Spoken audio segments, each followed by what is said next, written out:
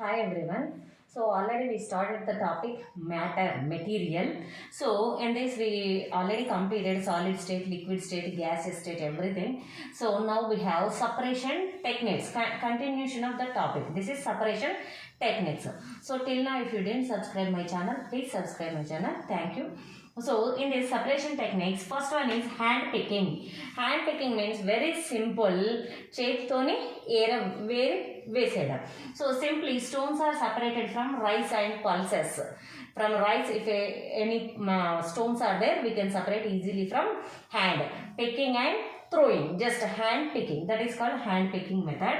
Next, if you take winnowing. Winnowing is we can separate husk from rice.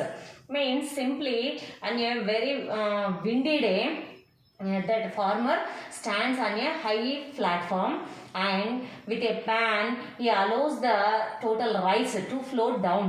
Then the wind carries that husk and rice vertically falls down. So total husk carries with the wind. So like that we can separate husk from rice. This is called winnowing. Next, sedimentation. Sedimentation means just if you take sand or mud in a water, just if you keep the tumbler undisturbed for some time, the total sand and mud settles down at the bottom of that tumbler. So that is called sedimentation process. Sand settles down in water. Next, decantation. Sedimentation and decantation, two are combined processes. So first we have to do sedimentation, means the total sand or mud settles down. Next, decantation means whatever that tumbler has sediments, that particles which are settled down, those are called sediments. So how can we separate those sediments from water? So just have to take that tumbler and inclined it without disturbing those sediments. Then you can pour water slowly in another tumbler. Then total water separates and we will get in this tumbler, we will get those sediments. So like this, water separation from sand, that is called decantation. Next is sieving. So in the sieving, so sieve means just simply jallada. Telugulo jalli అని అంటుంటాం కదా, jalli, jallada. So we can separate any small insects from powder, any powder in salt or in any dough. If we have some insects, small insects, we can separate by using sieving. And tea powder from tea. When you are making tea, we can separate tea powder from tea by using sieve. Next, filtration. Filtration made with filter paper. That filter paper is made of a paper which has very tiny holes, small holes, very very small holes. So when we filter through that paper, whatever the very very small particles also we can separate from that liquid. So that is filtration. In this sieving, the sieving process, farmers use to separate big size grains from small size grains. Why? Because small size grains they use for cooking or they sold it out, and those big size grains they use for next seeds. So big size grains used as seeds, so they sold as seeds for higher price. Next process is crystallization. Crystallization means just that liquid salt. For example, if a salt is dissolved in water, so then we have to separate that salt from water. By filterization, we cannot separate this salt from salt water. So just if you heat this salt water, the total water evaporates. Means that liquid water converts into gas, evaporates. Then we will get only salt crystals. After evaporation of total water, we will get only salt crystals in that beaker. So this is called crystallization. Next, sublimation. Sublimation means conversion of a solid directly into gas or vice versa. Means conversion of a gas directly into solid without entering into liquid phase. That is called sublimation. So This we can use as for ammonium chloride from common salt. Ammonium chloride, common salt means sodium chloride. If by mistake ammonium chloride and sodium chloride are mixed, then just if we heat those two, combinedly if we heat those two, ammonium chloride at a very low temperature, it sublimes, means ammonium chloride salt converts it into vapor. Then we will get only sodium chloride in that beaker. Next, evaporation. Evaporation means also same like as a crystallization. In crystallization, just if you take salt water, that water evaporated. So that is also evaporation. Here in this process, evaporation also same. If you take ink, pen, red ink, blue color ink, if you take ink in a watch glass, if you heat it, the total water percentage from that ink evaporates. Then we will get only dye, color. Only we get a color, dye on that watch glass. That is evaporation. If you go for chromatography, just take a small bowl and take a small amount of water in it, only little water. Then dip a chalk piece in that, stand it. Make it to stand it in that bowl, and with a marker make a mark on it, a line like this, red color line. Make a red color or any color line on this and keep it undisturbed for some time. After some time you can observe that this water in this beaker moves up within that chalk piece. When it reaches this color, it takes the color pigments also. Means red color is mixture of whatever the colors. Those all colors moves to different distances. Means after few minutes you can observe that one red color converted into 2 or 3 colors. So you will get 2 or 3 lines depending on their moving. So this total process is, means you can know how many colors are there. We can separate the colors by using this process. Also this process is called as chromatography. Distillation. So for this distillation you have to listen carefully. Here just take a round bottom flask. So RBF, round bottom flask. In this round bottom flask, just here with a rubber, close it with a rubber cap. One hole rubber cap. Through that hole we can keep thermometer.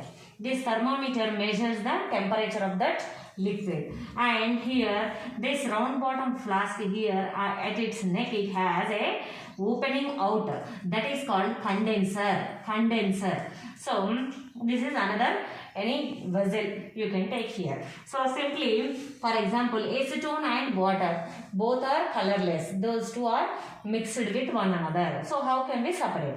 Just take that acetone and water in this round bottom flask. Just boil it. So acetone boiling point is less than water boiling point, BP, boiling point. For example, acetone boiling point is 90 degrees Celsius. But water boiling point is 100 degrees Celsius. So after heating up to 90 degrees Celsius, this thermometer measures the temperature of this water or whatever it is in, like in this fumes. So when we heat it to 90 degrees, or it may access to 95, 96, 97, 98, up to it can reach for 98 degrees. Whenever it is exceeding more than 98 or 100, when it is reaching to 100, this thermometer shows the reading. Then we have to take this flame out. Means we have to decrease its temperature. Just it has to increase just more than 90 degrees. More than, when it reaches just more than 90 degrees, whatever the acetone present in this, it starts vapor. Only acetone. Why? Because water can evaporate at 100 degrees Celsius. But here we have acetone boiling point. So at this boiling point, only acetone can evaporate. Whatever they evaporate, it has no outlet. It has only one choice to go through this. This is the outlet, condenser. So through this condenser, when it is moving, so this condenser has outside one tube, inside one tube, and outside also it has one tube. So in this tube always running water, cool water, the same cool water. So when cool water is moving around this tube, whatever these fumes, acetone vapor, again it converts into, it becomes cool, no? So cool water, around it, it has cool water. So that cool water takes the temperature of this acetone. Then this acetone vapor again converts it into liquid, and this we can collect in this another beaker. And here after some time, here we will get only water. Next we have fractional distillation, same process, fractional distillation. So here if you take any two miscible liquids, those two are mixed with one another liquids. So what we have to do, their BPs are also very near to one another. Boiling points also very near. For example, one liquid BP is 98 degrees and another is 100 degrees Celsius. So how can we separate? Just by heating 98 to 100 means just only 1 or 2 degrees difference is there. So it can heat up easily, very easily. So then they use here, except at this neck, they use some stones, small stones.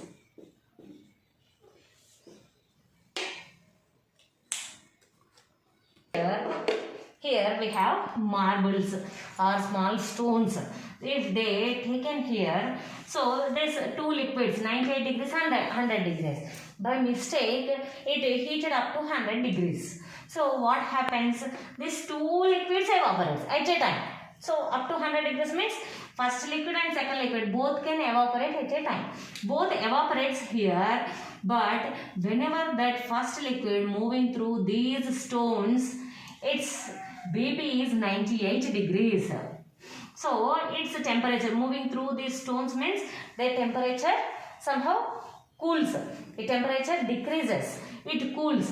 When it cools, maybe we heat it up to 100 degrees Celsius. If it decreases to 98 degrees, at 98 degrees, that first liquid is, that is the BP, boiling point of first liquid. So it is in the vapor state only. But whenever that second liquid evaporates through these stones, their temperature decreases from 100 to 98 degrees. Then it again, when it decreases just 1 degree also, it again become liquid. So that second liquid again falls in this, and first liquid is vapor. It moves through this condenser and becomes liquid, and we can collect in this beaker. This is fractional distillation. Distillation is for two liquids. We can separate any two miscible liquids which can have BPs, or there is a change in their BPs. Next, fractional distillation for which have almost equal BPs. Fractional distillation we can use for miscible liquids which have almost equal boiling points. For this, we can use fractional distillation. So, how can we separate oxygen from air? So, the total air in this atmosphere, first it should be converted into liquid air. So, liquid means we should cool it. Air, we should decrease its temperature. When we decrease its temperature, it become air, gas become liquid. So, this liquid just you have to send through fractional distillation tube by slowly warming up. Here this is very important. To separate oxygen from air, we use fractional distillation process. So when you are warming up this liquid air, for example, the total air temperature decreases, cooled to minus 196 degrees Celsius. So this is a nitrogen, argon, oxygen, all gases are in liquid state. Now slowly in fractional distillation column, you are heating up, warming up it slowly. Then if the total liquid reaches minus 196 degrees Celsius temperature, just only nitrogen evaporates. Only nitrogen evaporates at this temperature. So we can separate this gas easily. Next, after again heating up, if it reaches the total liquid temperature, if reaches to minus 186 degrees Celsius, argon gas, only argon gas evolves from that distillation, fractional distillation flask. Again we can cool it. In fractional distillation, we can cool it. Again, we can collect argon liquid separately. Again, if we decrease its, warm it up, increase its temperature, then it reaches minus 183 degrees Celsius. At that minus 183 degrees Celsius, we will get only oxygen evaporate. That oxygen evaporate, again we can cool it and we will get oxygen liquid. So in cylinders, oxygen cylinders, we use liquefied oxygen. Here in this we have to know about the difference between mixtures and compounds. Till now we learned about mixtures, not compounds. Mixtures means elements or compounds just mixed together. Till now I told that acetone and water mixed together. But compound means elements react to form compound, a new compound. So this is mixture. Mixture means acetone and water. There is no chemical reaction between acetone and water. They have variable composition. We can add more acetone and less water, or more water with less acetone we can add. But composition for compounds, it is fixed. For example, sodium chloride elements. Here we have taken sodium 1 and chlorine. These two combinedly form sodium chloride. There is a chemical reaction between these two. So this is totally a new compound. Sodium chloride is new compound. Composition should always fix. One sodium should react with only one chlorine. But here variable composition, you can take more acetone or less acetone, more water or less water. Here composition, in mixtures composition is variable, but in compounds composition is fixed. Properties of constituent substituents.